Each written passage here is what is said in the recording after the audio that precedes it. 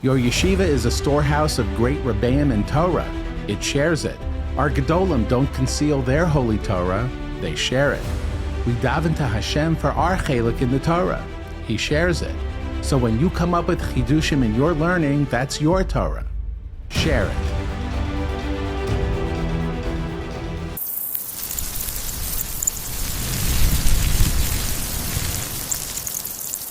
Welcome to Your Torah. I'm Steve Geller. When the Torah speaks in metaphors, they usually land clearly, adding to our understanding of the subject. Well, we're going to look at an innocent metaphor that we all think we understand, and we're going to see that there are several problems to our common understanding. Then we're going to suggest an explanation that addresses all of these problems, but admittedly in a way that will cause some interesting reaction. We saw the Nephilim, sons of the great Nephilim. We were like grasshoppers in our eyes, and so we were in their eyes. This seems obviously to be a size metaphor and a perfectly reasonable one. Well, let's take a look at Rashi, which will add drama to our innocent metaphor. Rashi quotes the giants as saying, there are ants in the garden that look like people. But more than that, Rashi is quoting the Meraglim as having said, we heard them say to each other, oh look, there are ants in the garden. If the Meraglim heard the giants say ants, why would the Torah change it to grasshoppers in their report to Moshe? Mefarshim don't really address this contradiction, but as we'll see, they certainly address the motive behind it. Next question. The Meraglim don't just say they look like grasshoppers in the giants' eyes, they also added in their report that they were like grasshoppers in our eyes. From a metaphorical standpoint, it would have been enough for them to say we were like grasshoppers in the giants' eyes.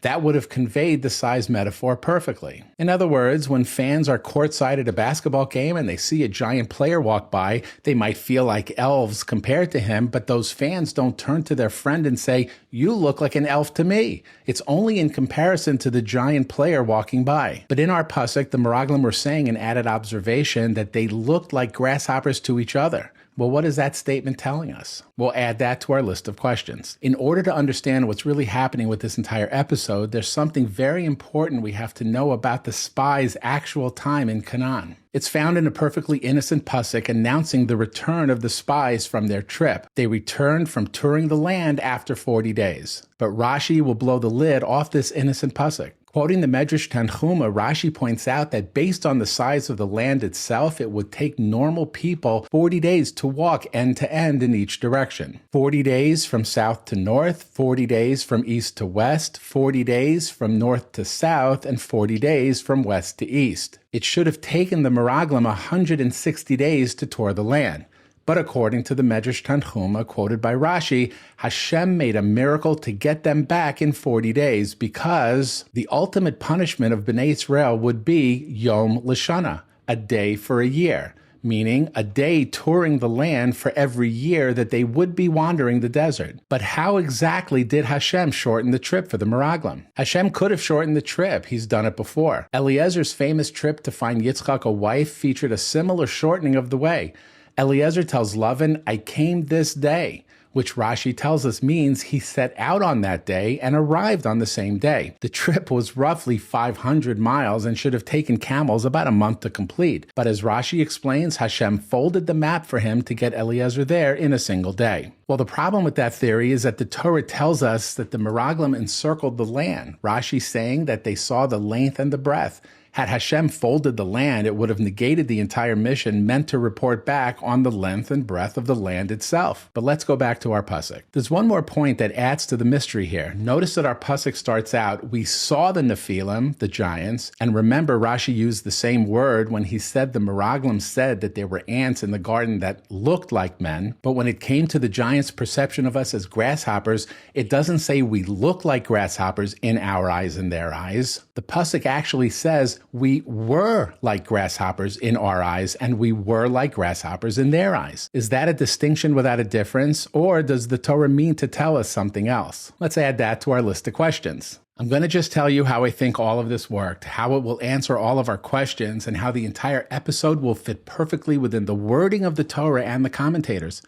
How did Hashem arrange for the Meraglim to see all of the land of a 160-day trip within 40 days? That would mean they covered 4 steps for every 1 step they took. Here's my answer.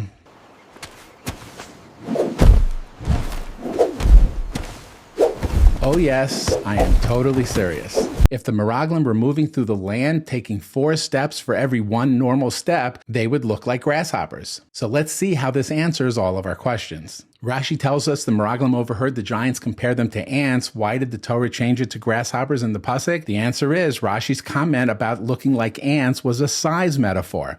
The Meraglim's comment about being like grasshoppers was not about size. Rather, it was a metaphor about how they were moving through the land, where each step was the equivalent of 4 steps. And where it's natural to say that they look tiny compared to the giants, why did they also say they look tiny to each other? Because they weren't talking about size, but rather how they were all moving through the land, jumping 4 steps for every 1 normal step. Of course, they look like grasshoppers to each other as well. Why does the Torah say we were like grasshoppers instead of we look like grasshoppers? They didn't look like grasshoppers, they were like grasshoppers. According to Rashi, the spies specifically said the giants saw them as ants. But why also say that in the giants' eyes, because of how they were moving, they were like grasshoppers? Was that the best way to frame this miraculous ability to move through the land so quickly and easily? Well, this is exactly the point most commentaries focus on, and this one grasshopper comment will explain how the entire episode unfolds. Most Mefarshim, including the Sforno, the Das Zikanim, Baal HaTurim or Hachayim, Malbim, Rashbam, and the Zohar,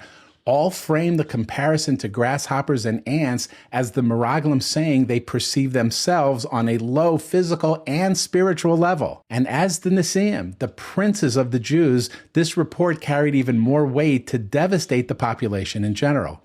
If the princes felt so inferior, we are all even more inferior, and we will be unable to succeed in ridding the land of these giants. This is an abject lack of emunah and bitachon in Hashem after everything He's already done for us.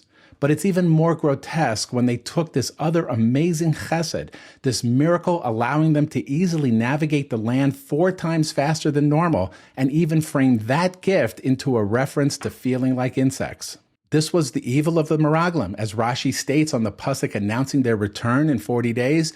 Rashi tells us they returned as they left with all of their evil intentions. But besides the jumping, is there any scientific, physical evidence comparing the movement of the Meraglim to grasshoppers in the specific way in which they moved?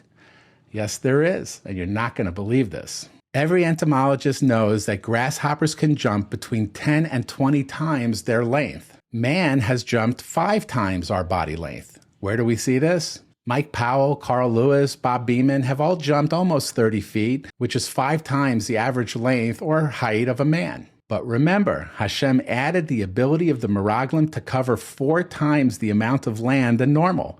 Our travel distance got a 4 times multiplier. That 4x multiplier means that before, the Meraglim were able to jump 5 times their body length, but now we're able to jump 20 times their body length. And that's exactly the same as the grasshoppers the Meraglim compared themselves to. Just mind-boggling. So now hopefully this whole episode makes sense. Thank you for watching. Please like the video, subscribe to our channel, and hit the share button that lets you paste the link to this video so you could send it to friends and family you think might enjoy it. Please consider contributing your chidushim to our channel. Details are in the description to this video.